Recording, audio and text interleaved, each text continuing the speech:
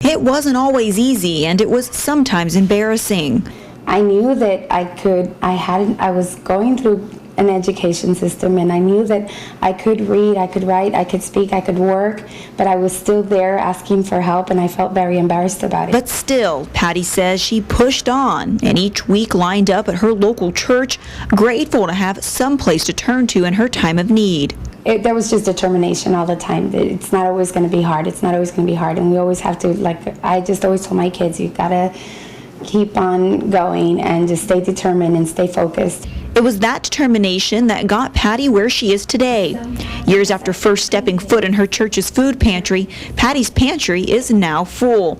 She's no longer a single mom, and she has a full-time job as a teacher, making enough money to put food on the table. Coming from just having a little bit of money to having a full paycheck, and being able to have money to buy food and have grocery money and gas money, and just the little things that a lot of people take for granted. Now Patty is giving back to the same place that helped her all those years. When there's people asking for food donations, we have it. Why not share it? There's plenty to go around, and we're perfectly capable of helping out. Patty's story is like many Americans facing the same issue, how they're going to feed their families.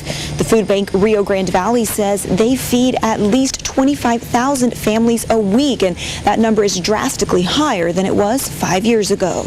Ruby Martinez with the Foodbank Rio Grande Valley says 25,000 families is a rough estimate because the need grows every day. She says they no longer just see the families living at or below the poverty line utilizing the food bank. More middle-class families are stepping up and asking for help. Just got through paying their mortgage, their car payment, and there's hardly enough left for groceries. Whatever the reason is, Ruby says the food bank doors are always open. No questions asked.